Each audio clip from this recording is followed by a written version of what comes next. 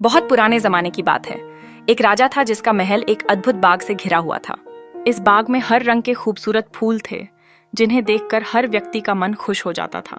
लेकिन इस बाग की सबसे आश्चर्यजनक विशेषता थी एक सेब का पेड़, जिसमें सोने के चमकदार सेब लटकते थे। राजा ने इस पेड़ की सुरक्षा को लेकर कोई कसर नहीं छोड़ी थी। चौकीदार दिन रात उसकी देखरेख करते थे ताकि कोई चोर इनमें से एक भी सेब न चुरा ले।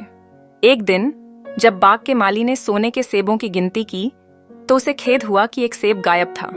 उसने दौड़कर राजा को इसकी सूचना दी। राजा ने घोषणा की कि जो भी चोर का पता बताएगा उसे पुरस्कार दिया जाएगा। राजा ने तुरंत बाग का दौरा किया और यह जानकर अचंभित रह गया कि इतनी सख्त सुरक्षा के बावजूद एक सेब कैसे चोरी हो गया। राजा के बड़े राजकुमार ने रात में पहरा देने की पेशकश की और राजा ने उसे अनुमति दी, लेकिन 2 घंटे में ही उसे नींद आ गई और वह सो गया। सुबह उठकर उसने फिर सेबों की गिनती की तो एक और सेब चोरी हो चुका था। मंझले राजकुमार ने भी पहरा देने का प्रयास किया, लेकिन उसकी भी नींद लग गई और एक और सेब गायब हो गया। राजा चिंतित था।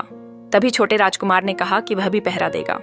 राजा ने पहले तो उसकी बात को नजरअंदाज किया, लेकिन अंततः उसे एक मौका देने पर सहमत हो गया। राजकुमार ने रात भर जागने का फैसला किया। जैसे ही आधी रात हुई, उसने देखा कि एक सुंदर सोने की चिड़िया पेड़ पर बैठी। उसने चिड़िया के एक सोने का सेब तोड़ते हुए देखा। चिड़िया के उड़ने पर राजा का तीर चिड़िया को नहीं लग सका, लेकिन उसका एक शानदार पंख टूटकर गिर गया। अगले दिन राजकुमार ने राजा को सब कुछ बताया और पंख पेश किया। राजा ने कहा कि यदि चिड़िया का पंख इतना सुंदर है तो पूरी चिड़िया कितनी आकर्षक होगी। उसने आदेश दिया कि उसे पकड़ लाने के लिए किसी को भी भेजा जाए। बड़ा राजकुमार सबसे पहले इस काम में निकला।